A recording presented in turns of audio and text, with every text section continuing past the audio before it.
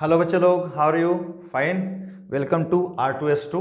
मैं हूं राजेश कुमार और मैं आप लोगों को पिछले क्लास में एरिया वेक्टर का कॉन्सेप्ट सिखाया था और सॉलिड एंगल का कॉन्सेप्ट सिखाया था। ठीक है, तो आज हम लोग फिर से इंपॉर्टेंट टॉपिक पढ़ा रहा हूं। क्या? Electric flux. अच्छा, ये इलेक्ट्रिक फ्लक्स अगर अच्छे से सीख लेते हो ना तो तुमको गॉस थ्योरम पढ़ने में आसानी होगा। फिर उससे भी इंपॉर्टेंट जो गॉस थ्योरम का एप्लीकेशंस है, डिफरेंट डिफरेंट एप्लीकेशंस, जिससे तुम्हारा जेई का और नीट का क्वेश्चंस डायरेक्ट बनता है यार, डायरेक्ट। और बोर्ड के लिए भी इंपॉर्टेंट है, मैं बार बार बोल रहा हूं। ये सब ऐसा टॉपिक है ना कि एकदम पूरा हॉट टॉपिक है, हर जगह यूज होता है। और इस सब में क्या है? विजुअलाइज करने का इमेजिनेशन बहुत ज्यादा है। ठीक है ना? तो चलिए हम लोग बहुत अच्छे से खतरनाक तरीके से एकदम इसको समझते हैं, एकदम विजुअलाइज करते हैं 3D में, है ना, ताकि एकदम परमानेंटली दिमाग के अंदर फिट हो जाए। तो बने रहिए मेरे साथ, पूरा लास्ट तक वीडियो देखिएगा, बहुत मजा आने वाला है। ठीक है, शुरू करते हैं। तो सबसे पहले बात समझते हैं कि इलेक्ट्रिक फ्लक्स क्या है भाई। तो पहले इलेक्ट्रिक फ्लक्स तुम मत जानो, पहले फ्लक्स जानो कि क्या होता है फ्लक्स।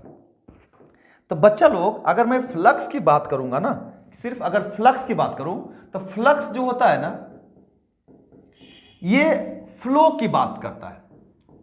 फ्लक्स जो है ना, फ्लो है। किसका भाई? ये मेनली फ्लो ऑफ क्या था? हीट था, या फिर क्या था? फ्लूइड था। क्या चीज? Through cross section area, cross sectional area, cross sectional area. यानी किसी क्रॉस सेक्शनल एरिया से कोई चीज अगर फ्लो होता है ना, तो उसी का नाम फ्लक्स था। इसलिए आप लोग फ्लूइड के लिए बात करोगे या हीट के लिए बात करोगे, हीट फ्लक्स। फ्लूइड का फ्लो का फ्लक्स होगा। ठीक है ना? वहीं से ये वर्ड आया है। तो हम लोग अभी इसकी चर्चा नहीं करेंगे, हम लोग चर्चा करेंगे इलेक्ट्रिक फ्लक्स की। समझ में बात को? और किसका? एक और टर्म होता है मैग्नेटिक फ्लक्स। तो भाई यहां पे कौन फ्लो कर रहा है सर? वहां तो मान लिया जाए कि कोई एरिया से हीट फ्लो कर रहा था। समझ में बात को? कोई एरिया से हीट फ्लो कर रहा था। यहां पे क्या फ्लो कर रहा है? तो यहां पे इलेक्ट्रिक फील्ड फ्लो करता है। फिर से सुन लो, यहां पे क्या फ्लो करता है? इलेक्ट्रिक फील्ड फ्लो करता है। ठीक है ना? तो क्या है भाई कि electric flux is the measure of, क्या है? Measure of electric field through a given surface, through a given surface. अब ये सरफेस कैसा है? ये क्रॉस सेक्शनल सरफेस है। समझ में बात को? यानी कि ये सरफेस जो है वो परपेंडिकुलर है इलेक्ट्रिक फील्ड के। फिर से सुनना, ये जो सरफेस है वो इलेक्ट्रिक फील्ड के परपेंडिकुलर है। समझ में आया? तो कैसे बात करेंगे, है ना? May be thought of as, ऐसा सोच सकते हो। देखो भाई, किसी जगह पे इलेक्ट्रिक फील्ड की अगर बात करें, देखो यहां पे एक मैं सरफेस लेता हूं, ये मैं एक सरफेस लिया हूं। सुनना ध्यान से, पहले पहले इसको सीखो, इसको फील करो। ये एक मैंने सरफेस लिया, हाँ सर ले लिया आपने। और मैं बोलूं यहां से बहुत जगह से, मतलब यहां से, यहां से, यहां से, यहां से, या यहां से, यहां से, यहां से, यहां से, यहां से, यहां से, यहां से, यहां से, यहां से, यहां से, सब जगह से इलेक्ट्रिक फील्ड फ्लो हो रहा होगा। कैसे भाई? तो ऐसे जा रहा होगा और वहां से निकल रहा होगा। समझ में आपको? इधर से इलेक्ट्रिक फील्ड जा रहा होगा, वहां से निकल रहा होगा। चलो बना देते हैं इलेक्ट्रिक फील्ड का डायरेक्शंस, है ना, ताकि और अच्छे से समझ में आ जाए आप लोगों को। तो मान लो ये इलेक्ट्रिक फील्ड ऐसे है,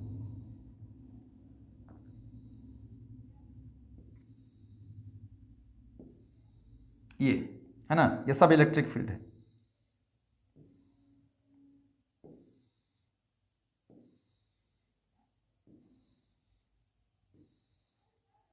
बहुत जगह से जा रहा है, यहां से जा रहा है और इधर सब क्या हो रहा है? निकल रहा है। यहां से निकल रहा होगा। ये घुस गया अंदर से, यहां से निकला, यहां से घुस गया अंदर से निकला, निकला, यहां से निकला, यहां से निकला, ये घुस गया अंदर यहां पे, यहां से निकला, यहां घुस गया, यहां से निकला, यहां से घुस गया ये, और यहां से निकला। ये सब निकल रहा है। ठीक है ना?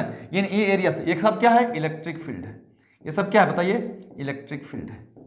ये इलेक्ट्रिक फील्ड है ना? तो भाई इसका अगर एरिया मैं बोल दूं, इसका अगर एरिया बोल दूं मैं ए, तो देखो ध्यान से, सुनना ध्यान से। तो एरिया तो ए है सर, और ये सरफेस के क्या है? इलेक्ट्रिक फील्ड परपेंडिकुलर है। लेकिन एक चीज बताया था ना, एरिया वेक्टर याद है? तो एरिया वेक्टर क्या होता था? तो सर एरिया वेक्टर जो है वो खुद एरिया के परपेंडिकुलर होता था। तो अगर इसका एरिया वेक्टर निकालना हो तो कहीं ना कहीं इधर ही होगा ना। तो अगर मुझे इसका एरिया वेक्टर निकालना हो बच्चा, तो एरिया वेक्टर किधर की तरफ होगा? ये हमारा होगा एरिया वेक्टर। ये क्या होगा, एरिया वेक्टर होगा। हाँ सर, मतलब कि इस सरफेस के परपेंडिकुलर हो गया एरिया वेक्टर, और इलेक्ट्रिक फील्ड भी सरफेस में घुस घुस के जा रहा है जो कि ऑलरेडी परपेंडिकुलर ही है ना। तो ये हमें ध्यान रखना है। तो भाई ये एरिया से कितना फ्लक्स गया, किसका, इलेक्ट्रिक फील्ड का, यही हमें डिफाइन करता है इलेक्ट्रिक फ्लक्स। इसलिए कहीं कहीं बुक में देखना लिखा रहेगा कि may be thought of as number of electric field lines. अच्छा, number of electric field lines का मतलब यहां पे बहुत जगह पे बात चर्चा चलती है, पूछेगा कै गो लाइन जा रहा है, 10 गो, 20 गो, 30 गो, 40 गो, कितना लाइन जा रहा है। तो ध्यान रखना है, ये एक क्या है, एक रिलेटिव टर्म है, मतलब कि हम नंबर ऑफ लाइंस को काउंट नहीं कर सकते, कंपेयर कर सकते हैं कि कहां पे लाइंस ज्यादा नजदीक नजदीक ज्यादा जा रहा है या कहां पे कम जा रहा है। कहने का मतलब क्या, अगर मैं कहने के लिए बोलूं तुमको, अगर इसको मिटा दूं मैं, समझना ध्यान से, क्या है, एकदम इजीली विजुलाइज करोगे, वो ऐसा एकदम कॉन्सेप्ट एकदम क्लियर हो जाना चाहिए बच्चा लोग, थोड़ा सा भी जो इफ बट नो नहीं होना चाहिए, डाउट तो होना ही नहीं चाहिए। चलिए देखिए इधर ध्यान से, ये हमारा एक एरिया है, हाँ सर यही एरिया यहाँ पे लिए है, और यहां पे इलेक्ट्रिक फील्ड जा रहा है,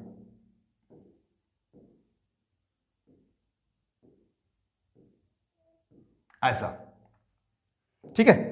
इसका सिंबल बना दीजिए, इसमें लाइन से ऐसे जा रहा, ऐसे गया, हाँ सर ऐसे गया, ऐसे गया,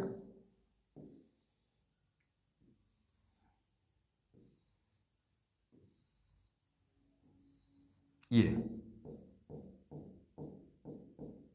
यहां से निकल भी रहा होगा, ये सामने से ऐसे निकल रहा होगा, ये निकल रहा है, सब इलेक्ट्रिक फील्ड है, सब ये क्या है, सब के सब इलेक्ट्रिक फील्ड है बच्चा, सारा चीज इलेक्ट्रिक फील्ड है, ये डायरेक्शन है इलेक्ट्रिक फील्ड का। एरिया वेक्टर क्या होगा, तो सर सरफेस के परपेंडिकुलर है ना, एरिया वेक्टर अगर बात करेंगे तो क्या होगा, सरफेस के परपेंडिकुलर होता है कि नहीं होता है, हाँ सर होता तो है। तो एरिया वेक्टर खुद बनाएंगे, तो एरिया वेक्टर कैसे बनाएंगे, सरफेस के परपेंडिकुलर एक लाइन लेंगे, तो सरफेस के परपेंडिकुलर एक लाइन ले लेंगे, ये हम एक पॉइंट्स ले लिए, इस पे एक इधर वेक्टर बना दिए, ये हमारा एरिया वेक्टर हो गया। अब देखो दोनों केस में देखो ध्यान से, सर दोनों केस में हम ये देख रहे हैं कि यहां पे इलेक्ट्रिक फील्ड लाइंस जो है सरफेस के परपेंडिकुलर जा रहा है, और यहां पे इलेक्ट्रिक फील्ड क्या है, सरफेस के परपेंडिकुलर है। तो ध्यान रखना है हमें जो है ना, इलेक्ट्रिक फ्लक्स की अगर बात मैं करूंगा, इलेक्ट्रिक फ्लक्स की बात करूंगा, तो ये हमेशा क्या देगा, number of electric field lines passing through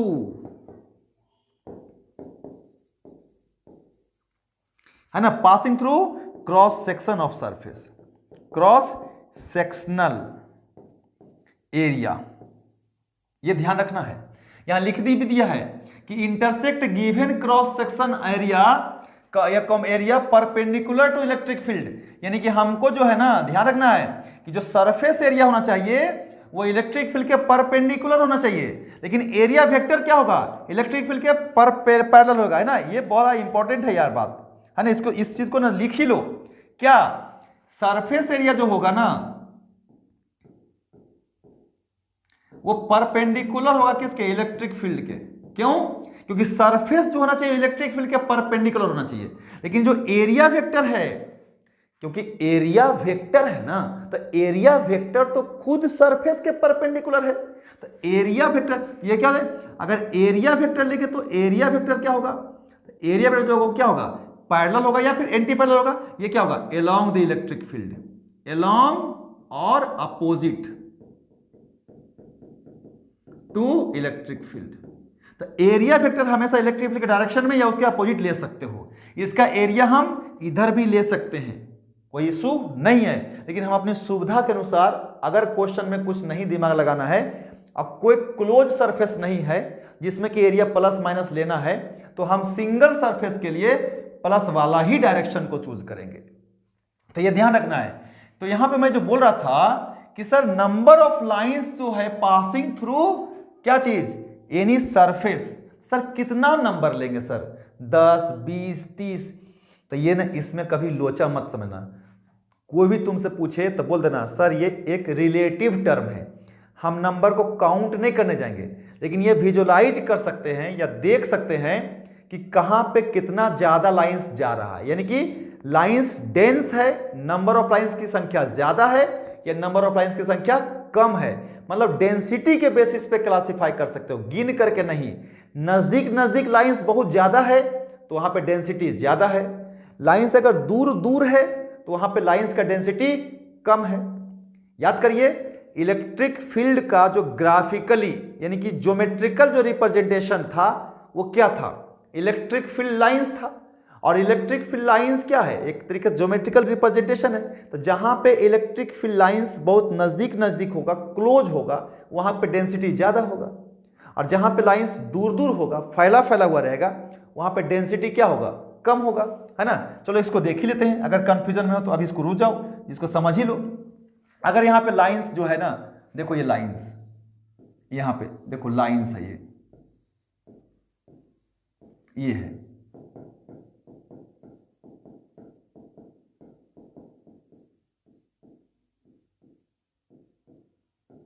ये हो गया, और एक ऐसे हो गया, देखिए।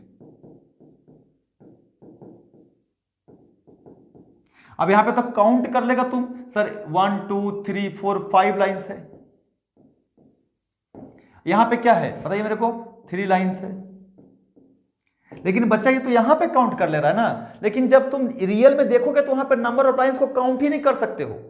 क्यों नहीं कर सकते हो, क्योंकि वहां पे बहुत ज्यादा नजदीक नजदीक होता है। तो सिर्फ आप विजुलाइज कर सकते हो कि कहां पे नजदीक नजदीक है, कहां पे दूर दूर है ना। तो डेंसिटी के बेसिस पे क्लासिफाई करते हैं, कभी भी काउंटिंग नहीं किया जाता है, एक रिलेटिव टर्म है ये। तो यहां पे ध्यान से देखोगे ना, तो इसमें तुमको लगेगा सर 1 2 3 4 5 6 7 8 9, यहां पे 1 2 3 4 5 6 7 8, तो कम है यहां पे, है कि नहीं। चलो और मिटा देते हैं, एक आधों को समझना है तो क्या दिक्कत है, और इसको मिटा देते हैं एक लाइन को। चलो इसको मिटा दिए लाइंस को,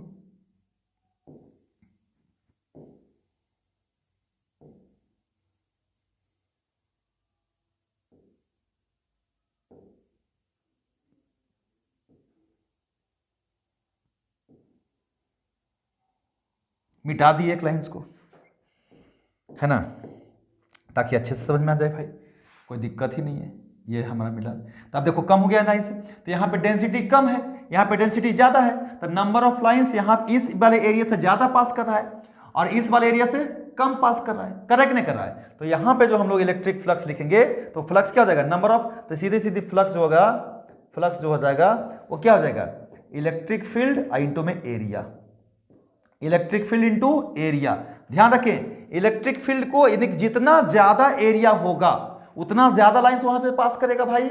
अगर मान लो यहाँ पे एरिया छोटा लेते, अगर मैं इसमें बताऊं कि देखो बच्चा लोग, अब बताओ मेरे को तुम, अगर मैं यहाँ पे ना एरिया इतना ही छोटा लेता, बस इतना बड़ा एरिया लेता, बस यही एरिया लेता, मैं यही एरिया लेता, ये वाला एरिया लेता, ये एरिया लेता, ये वाला, तो अगर मैं इतना ही एरिया लेता तो इसमें से कम लाइन पास करता ना, और ये एरिया ले रहा हूं, क्या हो रहा हूं, ज्यादा लाइंस पास कर रहा है। तो जितना बड़ा एरिया होगा इलेक्ट्रिक फील्ड उतना ज्यादा वहां से पास करेगा, तो फ्लक्स जनरली क्या हो जाएगा, E इंटू ए हो जाएगा। लेकिन ये ध्यान रखना है कि हमारा जो एरिया वेक्टर है वो इलेक्ट्रिक फील्ड के पैरेलल है या अपोजिट हो सकता है, तो वही एरिया चूज करना है जो इलेक्ट्रिक फील्ड के पैरेलल हो।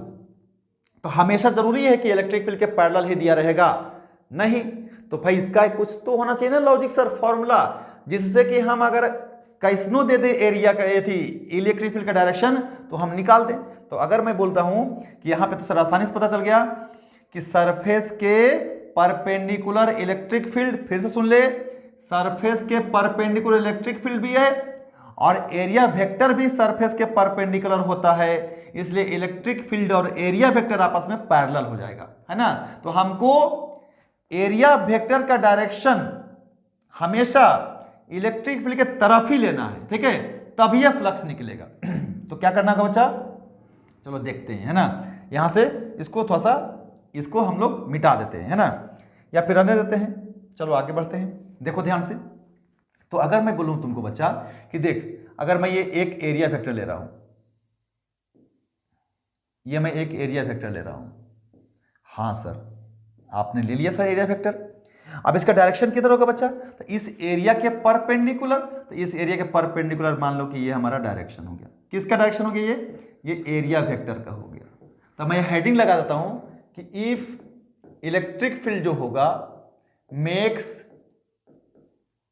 एंगल थीटा किसके साथ, विथ एरिया वेक्टर। मतलब क्या कि इलेक्ट्रिक फील्ड लाइंस जो होगा, electric field lines is not perpendicular to surface,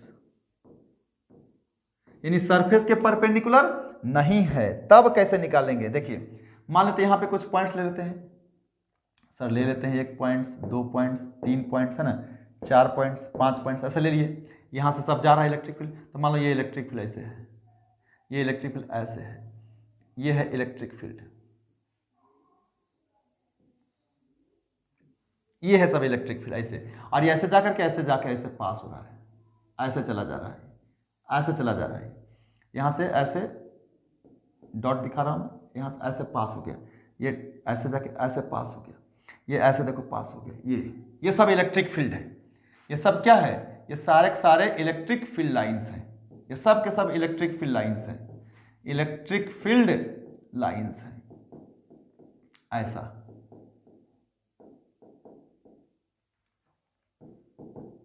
तो अब क्या करेगा सर, तो देखो यहां पे इलेक्ट्रिक फील्ड किधर की तरफ है, इधर की तरफ है, तो मैं यहां पे बोल रहा हूं क्या कि इलेक्ट्रिक फील्ड जो जा रहा है ना सब, ये सरफेस के परपेंडिकुलर तो नहीं है, क्योंकि सरफेस के जो परपेंडिकुलर लाइन है वो तो एरिया वेक्टर वाला है, यह है ना परपेंडिकुलर सरफेस के, लेकिन इलेक्ट्रिक फील्ड तो इधर नहीं है, ऐसे है, तो कुछ एंगल बना रहा होगा, तो मान ले कुछ एंगल बना रहा है, कितना एंगल बना रहा है, थीटा, यानी कि इस लाइन से सब देखो एक दूसरे से पैरेलल है ना, तो सभी के सभी लाइंस क्या बनाएंगे, थीटा एंगल ही बनाएंगे। लेकिन हमको सबको थोड़ी दिखाना है, अगर मैं तुमको इसके पैरेलल यहां पे एक लाइन ड्रॉ करूं ऐसे, यहां पे अगर पैसे लाइन ऐसे ड्रॉ करूं तो ये लाइन जो है ना, ये भी कितना एंगल बनाएगा, थीटा ही बनाएगा।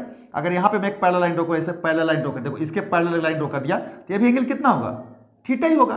तो मतलब क्या है कि यहां जो इलेक्ट्रिक फील्ड है, इलेक्ट्रिक फील्ड जो है वो एरिया से कितना कुछ एंगल बना रहा है, मतलब कि electric field is not perpendicular to surface. अगर इलेक्ट्रिक फील्ड इस सरफेस के परपेंडिकुलर होता तो इस सारे इलेक्ट्रिक फील्ड का डायरेक्शन एरिया वेक्टर के तरफ होना चाहिए, क्योंकि एरिया वेक्टर खुद सरफेस के परपेंडिकुलर होता है, लेकिन ऐसा नहीं है। तब क्या करेंगे, तो इसको सोल्व करने के लिए हम एक इसको सिंपल डायग्राम ले लेते हैं और वहां पे से समझते हैं। तो बताओ कैसे लेंगे, तो चलो एक एरिया पहले लेंगे सर, इसी को हम लोग फिर से रीड्रॉ कर लेते हैं समझने के लिए। यस सर, समझ लीजिए सर, ये हमें ले लिए, हाँ सर समझने। इसका एरिया वेक्टर किधर होगा सर, इसका एरिया वेक्टर इधर होगा, ये हमारा एरिया वेक्टर है, हाँ सर। और सर इसका इलेक्ट्रिक फील्ड किधर जा रहा है, तो इलेक्ट्रिक फील्ड ले लो पहले, इधर है ना, एगो इलेक्ट्रिक फील्ड, इसमें से कोई भी एगो इलेक्ट्रिक फील्ड चूज कर लो सिंप्लीफाई करने के लिए, है ना। तो यहां पे इलेक्ट्रिक फील्ड इधर की तरफ चूज कर लिए, ये इधर की तरफ हम इलेक्ट्रिक फील्ड ले लिए, और ये एंगल कितना ले लिए, थीटा ले लिए। तो हमको क्या बोले थे, एरिया वेक्टर क्या होना चाहिए, इलेक्ट्रिक फील्ड के डायरेक्शन में होना चाहिए, होना चाहिए। तो यहां पे क्या लिखोगे, तो अब यहां पे क्या लिखो, ऐसा है तो बताओ, component of area, component of area vector along electric field. तो इसका कंपोनेंट इधर की तरफ क्या होगा, तो इसका कंपोनेंट जब इधर लोगे तो देखो ये एरिया वेक्टर इधर की तरफ लो रहे, तो यही हमारा रेफरेंस हो गया। जिस डायरेक्शन में कोई कंपोनेंट रिजोल्व किया जाता है ना, उसी को रेफरेंस माना जाता है, तो इसी यही रेफरेंस हो गया। तो रेफरेंस से ये एरिया कितना एंगल पे, थीटा पे है, तो इसका कंपोनेंट इधर की तरफ। तो बताए थे ना कि कोई वेक्टर अगर रेफरेंस लाइन से जितना एंगल बना रहा है ना, तो उस रेफरेंस लाइन पे हमेशा कॉस होगा। तो इस एरिया का कंपोनेंट इधर कितना होगा, तो इसका कंपोनेंट इधर की तरफ जो होगा वो कॉस में आएगा, उसके परपेंडिकुलर किधर आएगा, साइन में आएगा, है ना, साइन में आएगा, है ना। तो चलिए इधर, तो इसका कंपोनेंट इधर कितना लेंगे, इधर कितना लेंगे, तो ए कॉस थीटा, और इसका परपेंडिकुलर इधर की तरफ कितना आएगा, ए साइन थीटा। लेकिन हमको मतलब क्या है, हमको तो चाहिए क्या है, देखो इधर ध्यान से, बैक जाते हैं और बैक जाते हैं, क्या होना चाहिए हमारा, जो होना चाहिए ना कंपोनेंट जो होना चाहिए एरिया का, वो ध्यान रखना है ना कि एरिया कंपोनेंट ऑफ एरिया जो होगा ना, वो हमेशा इलेक्ट्रिक फील्ड के तरफ होगा, है ना। कंपोनेंट ऑफ एरिया क्या होगा, इलेक्ट्रिक फील्ड के तरफ होगा, और सरफेस क्या होगा, इलेक्ट्रिक फील्ड के परपेंडिकुलर होगा, तभी तो उसका नाम क्रॉस सेक्शन पड़ेगा। क्रॉस सेक्शन का मतलब किसी भी लाइंस के या कोई भी जो साइड जिसके तरफ देख रहे हैं उसके परपेंडिकुलर सरफेस को ही क्रॉस सेक्शन बोलते हैं। देखिए तो पता ही मेरे को आप, तो इसका कंपोनेंट इधर की तरफ क्या है, cos थीटा है, तो यही वाला हमें लेना है कंपोनेंट। तो यहां पे इलेक्ट्रिक फ्लक्स क्या हो जाएगा, तो कंपोनेंट ऑफ ए अलोंग ई बराबर क्या हो जाएगा, ए cos थीटा, तो इसीलिए फ्लक्स क्या हो जाएगा, फ्लक्स थ्रू सरफेस।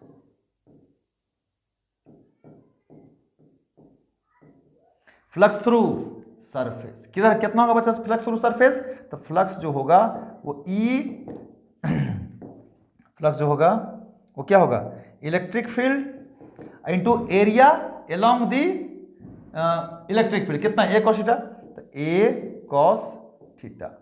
देखो यहाँ पे, तो देखो vector A vector B cos theta क्या होता है, ये हमारा इलेक्ट्रिक फील्ड का मैग्नीट्यूड है, ये एरिया का मैग्नीट्यूड है और cos थीटा है, तो A vector B vector cos theta क्या होता है, डॉट प्रोडक्ट होता है ना, तो यहाँ क्या जाएगा, इलेक्ट्रिक फील्ड का vector into dot product of area vector, है ना। तो बोल सकते हो कि यहाँ पे हम लोग लिख सकते हैं क्या बच्चा, बताओ मेरे को थोड़ा सा नोट में क्या लिख सकते हैं, बताओ जल्दी सा फटाफट। तो लिख सकते हैं सर कि इलेक्ट्रिक फ्लक्स है ना due to electric field through any surface, through any surface, through any surface है ना, is given as the dot product of electric field vector and area vector, ठीक है, and given as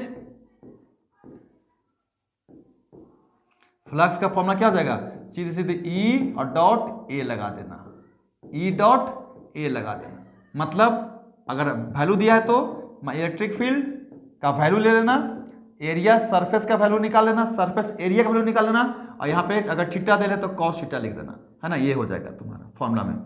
where theta क्या है बच्चा, angle है between electric field and area vector. यहां पे मैं बना देता हूं डायग्राम, ये ताकि आसानी से समझो, क्या कोई दिक्कत नहीं होना चाहिए ना। तो ये हमारा एरिया है, और अगर मैं यहां पे इधर तरफ वेक्टर लिख दूं एरिया वेक्टर, और ये हमारा इलेक्ट्रिक फील्ड का अगर डायरेक्शन हो, ये हमारा इलेक्ट्रिक फील्ड हो और एंगल कितना हो, थीटा हो, तो इस कंडीशन में ये फॉर्मूला लगाते हैं, क्योंकि इसका कंपोनेंट इलेक्ट्रिक फील्ड के तरफ लेते हैं, है ना, ये ध्यान रखना है हमें, जो है एरिया का कंपोनेंट इलेक्ट्रिक फील्ड के डायरेक्शन में लेना है ना, ताकि हम वहां पे उधर की तरफ क्या निकाल सके, हम इलेक्ट्रिक फ्लक्स को फाइंड आउट कर सके, ठीक है ना, ये ध्यान रखना है, कोई दिक्कत नहीं ना। अच्छा यहाँ पे बहुत सारा एंगल हो सकता है, हाँ सर हो सकता है, तो देखो उसको देख लेते हैं, है ना, अगर मैं बात करूं इसको देख लेते हैं। देखो पहले 3 स्पेशल केस देखो, यहाँ पे देखो, यहाँ पे क्या है, ये हमारा एरिया है, थोड़ा सा कलर चेंज करते हैं बच्चा लोग, है ना, ये क्या है हमारा एरिया है, ये क्या है परपेंडिकुलर है, तो देखो एरिया वेक्टर ये है ना, हाँ सर एरिया वेक्टर तो ये है, और इलेक्ट्रिक फील्ड भी वेक्टर यही है, तो देखो दोनों पैरेलल है ना, तो थीटा यहाँ पे कितना डिग्री है, अच्छा तो दिखाई नहीं दे रहा है ना उधर, तो देखो तो यहाँ पे थीटा कितना डिग्री है, इलेक्ट्रिक फील्ड और एरिया दोनों पैरेलल है ना, 0 डिग्री है, तो फ्लक्स कितना हो जाएगा, ई इंटू ए इंटू कॉस 0, अब cos 0 1 होता है, तो सीधे सीधे ई इंटू ए हो जाएगा, फ्लक्स हो जाएगा, नहीं हो जाएगा, यानी cos 0 जो होता है वो 1 होता है, तो ये हमारा मैक्सिमम फ्लक्स आएगा।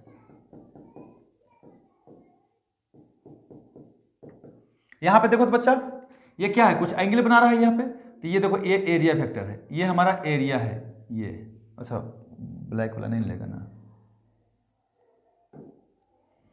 एरिया वेक्टर ये है, हाँ सर है तो ये हमारा एरिया वेक्टर है, और ये हमारा इलेक्ट्रिक फील्ड का वेक्टर है, तो थीटा एंगल है ना, तो यहाँ पे देखो तो ई क्या हो जाएगा, फाई ई इलेक्ट्रिक फ्लक्स कितना हो जाएगा बताओ मेरे को आप, सर इसका मतलब हो गया फ्लक्स का कितना, ई और डॉट ए, मतलब ई ए कॉस थीटा लिखना पड़ेगा सर, थीटा जैसे रहेगा वैसे वैसे निकलेगा। यहां देखो बच्चा लोग, ये क्या है, एरिया इधर है और इलेक्ट्रिक फील्ड इधर है, तो थीटा कितना डिग्री यहाँ पे 90 डिग्री है थीटा। देखो ध्यान से, देख देख, बड़ा मजेदार चीज है ये, है ना।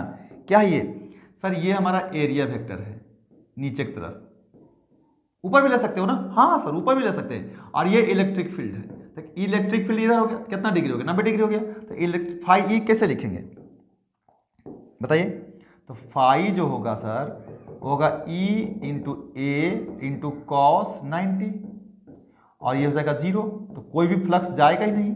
ये क्यों, क्योंकि कॉस 90 कितना होता है, कॉस 90 कितना होता है, 0 होता है। तो मतलब यहां पे क्या है, एरिया जो है एरिया जो है सरफेस एरिया पैरेलल है किसके, इलेक्ट्रिक फील्ड के।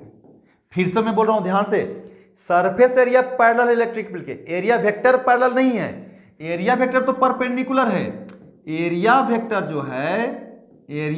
जो है वो परपेंडिकुलर है इलेक्ट्रिक फील्ड के, लेकिन सरफेस पैरेलल है, तो कोई भी लाइन शॉर्ट करके जाएगा, इसमें घुस के जाए नहीं करेगा।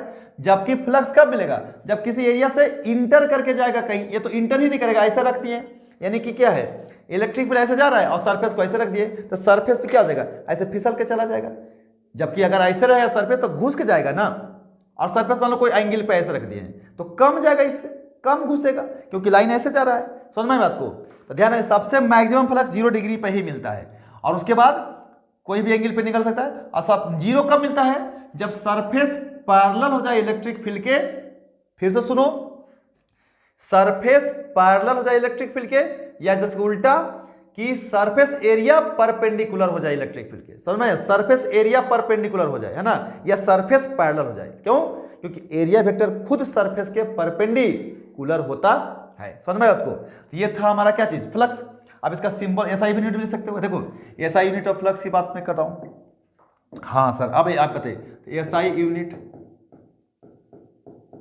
ऑफ इलेक्ट्रिक फ्लक्स कितना है का बच्चा, तो 5 बराबर क्या होता है, ई इंटू में ए होता है। इसका यूनिट क्या होता है, न्यूटन पर coulomb into metre square.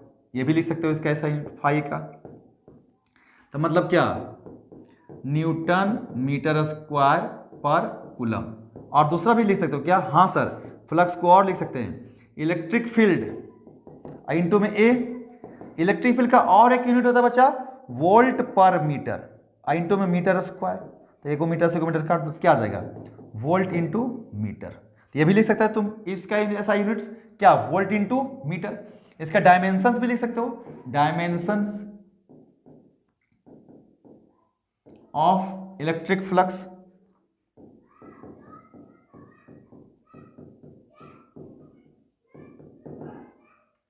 Dimensions of electric flux कैसे लिखोगे भाई, तो हाँ सर देखते हैं, तो ध्यान रखना है बच्चा लोग, है ना। डायमेंशंस भी इसी से चलते हैं, तो फाई का फॉर्मूला किस चीज में, चलो newton metre square by coulomb का स्क्वायर। न्यूटन फोर्स है M/L/T-2, मीटर स्क्वायर लेंथ का स्क्वायर L2, कूलम चार्ज है, तो कूलम था, कूलम स्क्वायर कैसे लिख दिए हम, देखो कूलम था, कूलम कितना होता है, चार्ज है, चार्ज क्या होता है, A into T, current into time, तो ये हो जाएगा। तो यहां से M, L यहाँ पे 1 यहाँ पे 2, तो 2 + 1 3, तो L के पावर 3, T के पावर देखो तो -2 ऊपर में है और 1 नीचे, तो 1 जगह ऊपर क्या जाएगा, -1, तो -2 और ये भी -1, तो क्या जाएगा -3, और फिर A भी ऊपर जाएगा तो कितना, A के पावर -1, तो ये इसका डायमेंशन हो गया। ये क्या हो गया इसका सर, ये इसका डायमेंशन हो गया। समझ में आपको, ये इलेक्ट्रिक फ्लक्स हो गया। ये क्या हो गया, इलेक्ट्रिक फ्लक्स हो गया। समझ में आई बात को, हाँ सर समझ में तो आ गया। और अब क्या कर सकते हो, अब बहुत सारा एग्जांपल्स तुम इसका देख सकते हो। जैसे देखो, समझना ध्यान से, मैं शॉर्ट में बता रहा हूं नोट्स तुम्हारा, ठीक है। कि अगर मान लो कि if close figure is placed in a uniform electric field, uniform electric field such that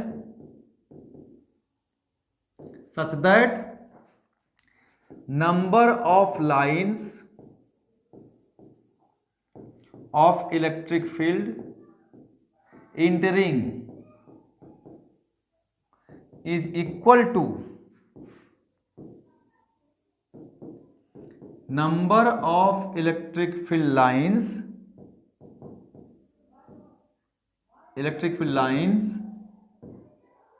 क्या एग्जिट, इमर्जिंग लिख देता हूं मैं, इमर्जिंग, ठीक है। And there is no any charge resides inside closed surface,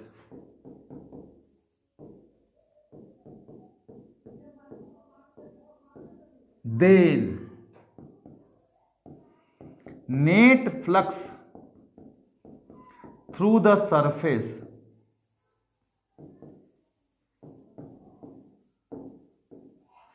is always zero. ये बहुत important notes लिखे हैं बउआ। ये बोला कि यदि if close figure is placed in a uniform electric field such that number of lines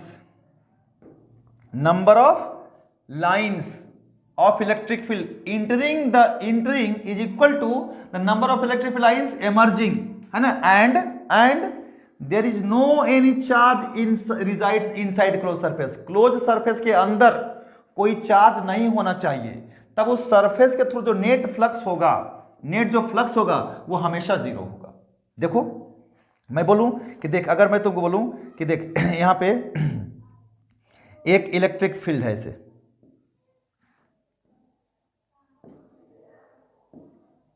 हाँ सर ये इलेक्ट्रिक फील्ड है, यूनिफॉर्म है, कैसा है, अच्छा ये भी ध्यान रखना है, यूनिफॉर्म की बात मैं कर रहा हूं, नॉन यूनिफॉर्म की बात नहीं कर रहा हूं। नॉन यूनिफॉर्म में फिर देगा, है ना, जेई का क्वेश्चंस करोगे तो नॉन यूनिफॉर्म में क्या होगा, मिलेगा आपको फ्लक्स, क्यों, क्योंकि इंटर करेगा कम यानी एग्जिट होगा ज्यादा, या फिर इंटर ज्यादा करेगा एग्जिट कम होगा, कुछ भी हो सकता है। अगर इसके अंदर कोई क्लोज सरफेस रखते हो, इसके अंदर कोई क्लोज सरफेस रखते हो, जैसे कि मान लो हमने रख दिया ऐसा,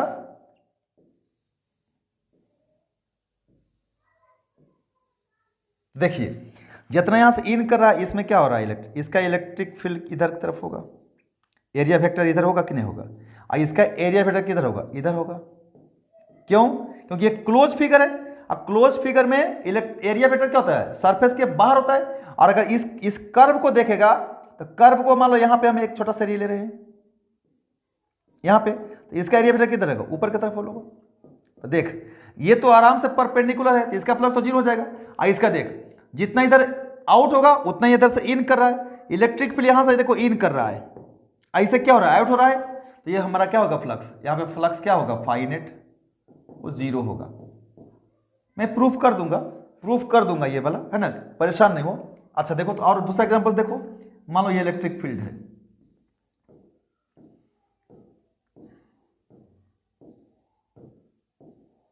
ये इलेक्ट्रिक फील्ड है, इसके अंदर हमारा कोई सरफेस है रखा हुआ, चलो देखते हैं कोई सरफेस इसके अंदर रख देते हैं, मान लो ये सरफेस है ना, ये सरफेस है ना, तो क्या होगा, देखिए इसका एरिया वेक्टर ऊपर की तरफ होगा, इसका एरिया वेक्टर नीचे वाला सरफेस के नीचे की तरफ होगा, कोई मतलब नहीं, यहां से इस सरफेस से इसका एरिया वेक्टर किधर, इधर की तरफ होगा एरिया वेक्टर। अच्छा एरिया वेक्टर के डायरेक्शन लेने के लिए हमको थोड़ा सा कलर चेंज करना पड़ेगा, नहीं हाँ कलर चेंज कर लेते हैं थोड़ा सा। देखिए इस वाले का एरिया वेक्टर किधर होगा, इधर होगा, इस वाले का इसका और इस वाले का क्या होगा, इसका किधर होगा, इसका एरिया वेक्टर इधर होगा, तो मात्र यही दोनों हमारा फ्लक्स देगा। तो देखो ये इधर है, ये इधर है, एक प्लस देगा वो माइनस देगा, तो जितना लाइंस यहां से इंटर करेगा ना उतना लाइंस अब बाहर हो जाएगा। सुनना ध्यान से, जितना लाइन एक सरफेस से इन कर रहा है उतना ही लाइंस इस सरफेस से बाहर हो जा रहा है, तो अंदर तो कुछ रह ही नहीं रहा है ना, तो नेट फ्लक्स क्या होगा यहाँ पे, तो नेट फ्लक्स इसका भी क्या हो जाएगा, जीरो हो जाएगा। नेट फ्लक्स यहाँ पे भी क्या हो जाएगा, जीरो हो जाएगा, यहाँ भी क्या हो जाएगा, जीरो। तो कोई भी क्लोज फिगर रख दो, बच्चा लोग कोई भी क्लोज फिगर रख दो, कोई भी कोई सरफेस क्लोज सरफेस रख दो, कोई भी क्लोज सरफेस रख दो आप, है ना, नेट इलेक्ट्रिक फील्ड उससे जीरो होगा। अगर कब? जब उसके अंदर कोई चार्ज नहीं है, और दूसरा चीज कि जितना लाइंस इंटर कर रहा है उतना ही लाइंस उससे क्या होना चाहिए, एग्जिट होना चाहिए। और एक कंडीशन, इलेक्ट्रिक फील्ड कैसा होना चाहिए, यूनिफॉर्म होना चाहिए। इलेक्ट्रिक फील्ड कैसा होना चाहिए बताइए, यूनिफॉर्म होना चाहिए। समझ में बात को, ये भी ध्यान रखना बच्चा, ऐसा नहीं कि नॉन यूनिफॉर्म की बात कर रहा हूं मैं, नहीं, नॉन यूनिफॉर्म में नहीं होगा, यूनिफॉर्म में ही होगा। मान लो इसके अंदर एक स्फीयर रख दिए, हम स्फीयर रख दिए, अब स्फीयर जब रख दिए तो स्फीयर से इस वाला सेक्शन से, यानी इसका प्रोजेक्शन अगर खींचेंगे हम इतना दूर, तो ये जो जितना यहाँ से जितना लाइन इन करेगा ना यहाँ से इधर, उतना लाइन यहाँ से देखो ये वाला क्या हो जाएगा, यहाँ से आउट हो जाएगा। तो जितना ही इन करो उतना ही आउट हो जा रहा है। तो देखो तो यहाँ पे क्या हो जाएगा, नेट फ्लक्स जीरो हो जाएगा। तो कोई भी क्लोज सरफेस अगर आप किसी यूनिफॉर्म इलेक्ट्रिक फील्ड में रख दीजिएगा ना, और अगर उसके अंदर में कोई चार्ज नहीं है, तो फिर उसका जितना लाइन इन करेगा उतना ही लाइन निकलेगा, और नेट फ्लक्स क्या आएगा, उसका जीरो आएगा। आंख बंद करके आप ऑप्शन को क्या कर सकते हो, यहां पे टिक कर सकते हो, ऑप्शन को क्या कर सकते हो, टिक कर सकते हो, ठीक है ना। अब देखो मैं थोड़ा सा किसी भी एक को प्रूफ कर देता हूं, चलो इसी को मैं प्रूफ कर देता हूं, है ना, इसी को मैं प्रूफ कर देता हूं कि कैसे जीरो आ रहा है। तो देख लेते हैं, है ना, एक प्रूफ भी देख लेते हैं, कोई दिक्कत नहीं है। अरे भाई एक प्रूफ देख लो ना, कंफ्यूजन क्या है। चलो देखो प्रूफ। तो मान लो ये हमारा यूनिफॉर्म इलेक्ट्रिक फील्ड, ऐसा ले लेते हैं, हाँ सर ले लिए, ये हमारा यूनिफॉर्म इलेक्ट्रिक फील्ड है।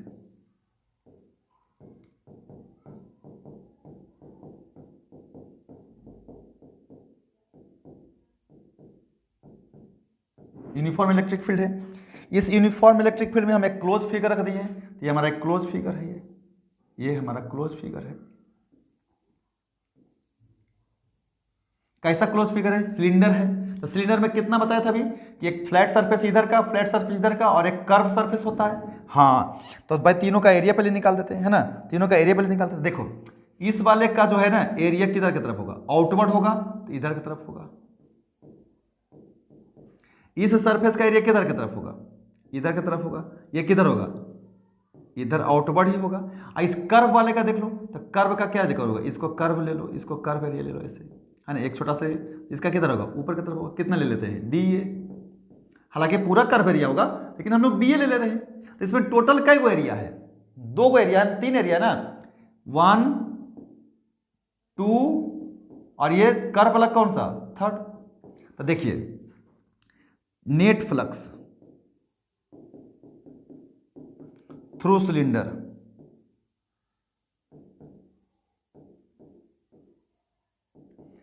यानी फाई नेट कितना होगा बच्चा, sir flux through area 1, flux through area 1, flux through area 2